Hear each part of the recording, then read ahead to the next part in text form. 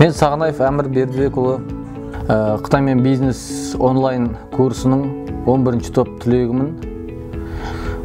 Негізі өзім бизнеспен айналысқалы 4-5 жыл болды, 2014-тен бастап осы госзакуппен айналысып келе жатырмын. Бірақ бұрын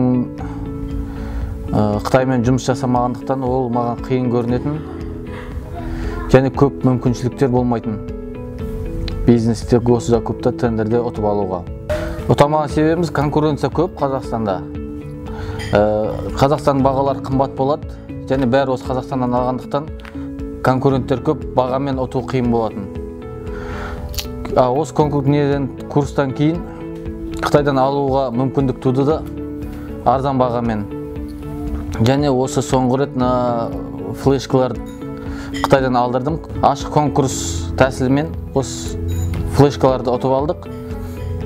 Бұл өз басқаша ағаш флешка Қазақстанда біріншіден жасалмады, жасау мүмкіншілік болмады және қымбат болып кететін болды. Сондықтан Қытайдан алдырдым. Бұның негізі Қазақстанда бағасы госзакуптан 2,5 мыңнан ұтып алдым. 1,5 штук. Примерно 3 миллион 750 мыңдай болды. Қытайдан 1475 теңгеден алдырдық. Полностью осы эмблемасымен Национальный центр экспертизы деген заказчик. Осы эмблемасымен, полный брелогымен бәрін жасап берді. 8 гигабайттық флешка. Бұның бірінші образецін алдырдық, 1 штук.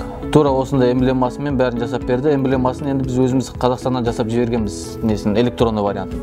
Тура соны печать етіп, осылай жасап берді. Бұны алып, образец примерно самолетпен алдырдық.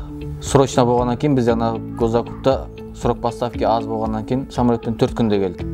Сөйтіп заказчикке утвердить еттік, оны келісіп, заказчик бәрі ұнады, келісті, осындай болады деген соң қалған несін ақшасын төлеп алдырдық. Қалғаны 14 күнде келді. Қалған полностью партиясы түгел.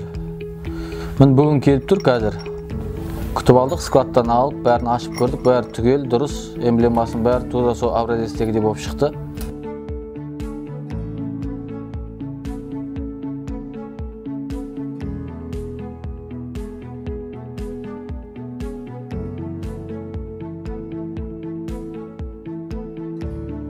Уже болды, заказчикпен бәрі келісілген соң, ертең Құдай қалса барып өткіземіз. Ары қарай оплатасы болады, сонымен бәрі ойдағыдай. Таза пайдамыз енді примерно 1475-тен алдық Қытайдан. Келуімен сондайға түсті полностью. Біздің ұтып алған бағамыз 2,5 мың теңгеден. Сонда примерно 1000 теңгеден қап тұр ғой. 1025 теңгеден ба, 1000 теңге. 1,5 миллион қап тұр ғой. Енді налогы бар. 3% налогы бар. Примерно 1 миллион 400 қап тұр ғой. Бірақ қазір соңғы уақыттарда қиын болып кетті да, бәрі госзакупқа қатысады, ценовканы бағаны түсіріп тастайды, бәрі осы Қазақстанның адамдары, өздері сатып жүрген адамдар.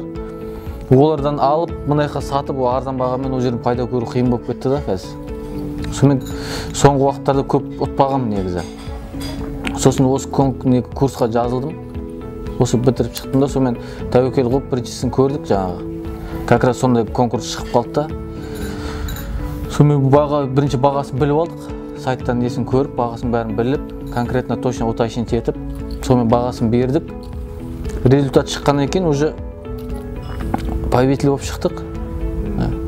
Тура сол бағамен, келіскен бағамен, көрген бағамен алдық.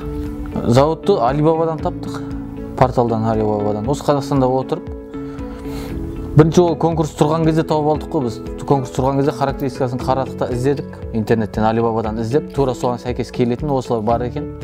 Қытайдан алуды үйрену керек. Ол қатты қиын емес екен, біз ойлағандай. Біз өзіміз қытайша не білмегеннен кейін қиын көрінеді, ол жақ қараңғы көрінеді, вообще ол жаққа шығу. Интернеттен алданып қалам ба деп ойлайсың бір жағынан. Әжептәуір суммалар болады. Жоқ, ешқандай қиыншылығы жоқ, ешқандай алдауы жоқ. Бәрі дұрыс болды. Өзім ойлағандай болды, әдемі болды бәрі.